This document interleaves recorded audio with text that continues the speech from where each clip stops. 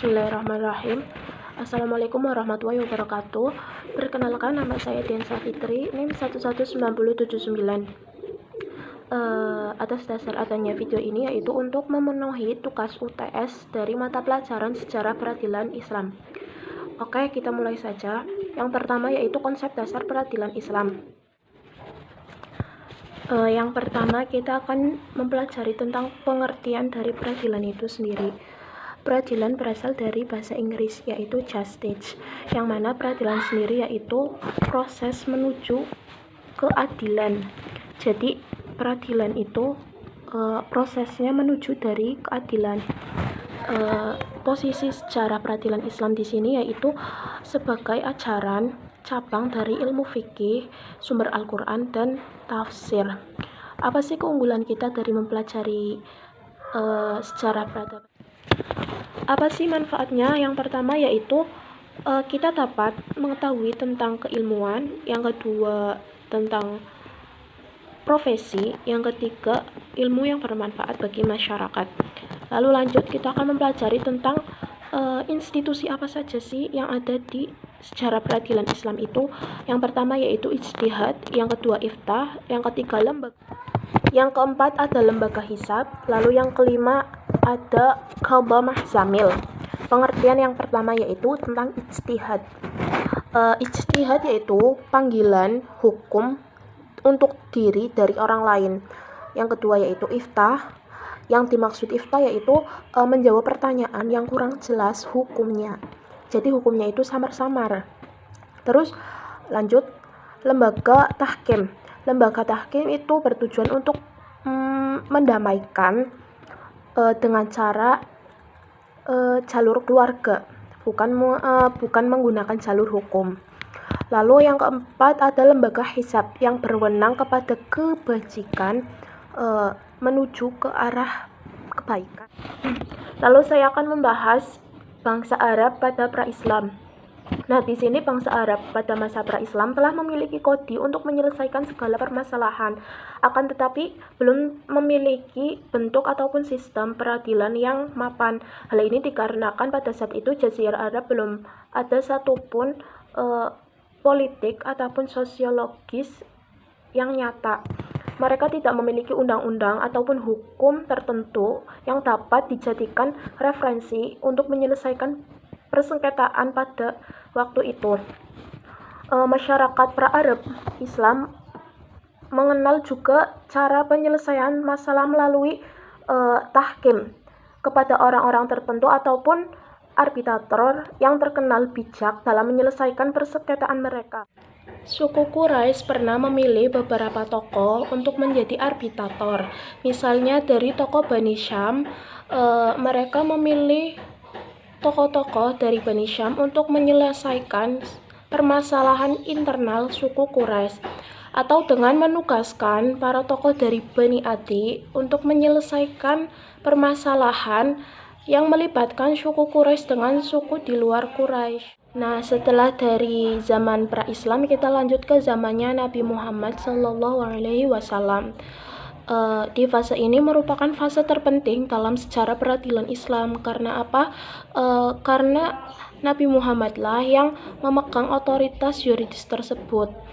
Meskipun begitu, Nabi Muhammad juga pernah mendelegasi para sahabatnya untuk diberikan tugas yuridis tersebut, namun hanya sebagian. Nah, sumber hukum dari pemegang otoritas yuridis tersebut adalah wahyu, baik bersumber dari Al-Quran maupun sunnah secara ijtihad. Peradilan pada zaman Rasulullah merupakan proses yang paling sederhana dan tidak berbelit-belit, bahkan menjunjung tinggi substansi daripada prosesi. Nah, sistem peradilan saat ini memberikan pijakan dan prinsip dasar bagi lembaga baru seperti hisab dan lembaga ma'zalim.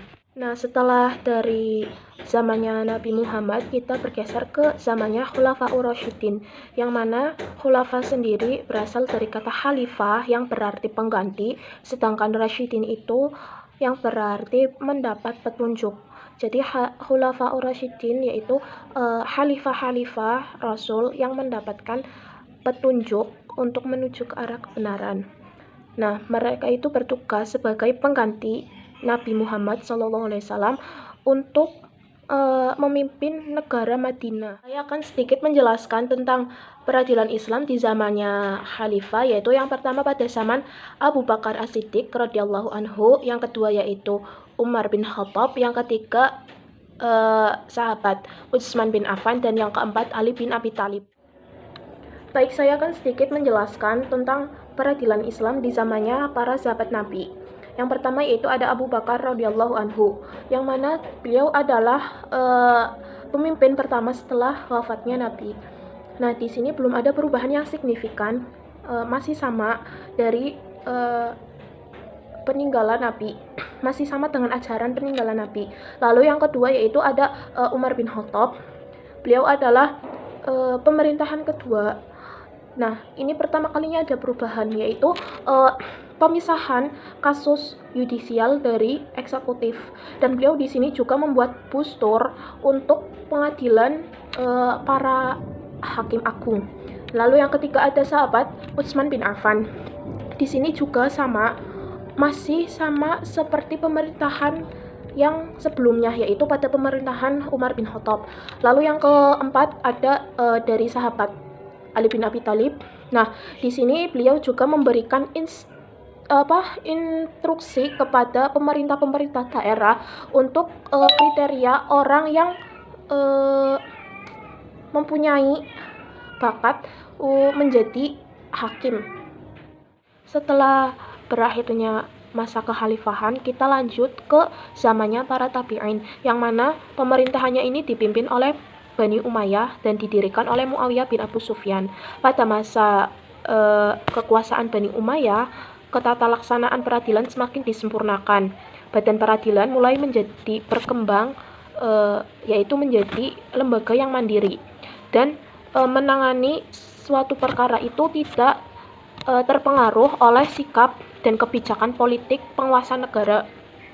Mereka bebas dalam mengambil keputusan, dan keputusan tersebut berlaku untuk para petinggi pejabat di negara. Ciri yang menonjol dari peradilan di zamannya Bani Umayyah yaitu yang pertama, hakim memutuskan perkara dengan menurut ijtihadnya sendiri. Yang kedua yaitu peradilan pada masa ini belum terpengaruh oleh penguasa. Nah, setelah pemerintahan Bani Umayyah selesai, kita lanjut ke peradilan di masa Bani Abbasiyah. Di zaman Bani Abbasiyah ini sudah ada perkembangan atau perluasan daerah. Nah, sekaligus untuk perluasan daerah tersebut dibentuklah pimpinan untuk daerah-daerah yang baru tadi. Nah, selanjutnya kita ke zamannya Turki Utsmani. Turki Utsmani muncul setelah hancurnya Bani Abbasiyah. Hancurnya Bani Abbasiyah itu ditandai dengan pembantaian Khalifah Bani Abbasiyah yang akibat serangan dari Hulaguhan dan menewaskan lebih dari 1.600.000 jiwa penduduk sipil yang tidak bersalah. Sekian dari video ini, kurang lebihnya mohon maaf. Wassalamualaikum warahmatullahi wabarakatuh.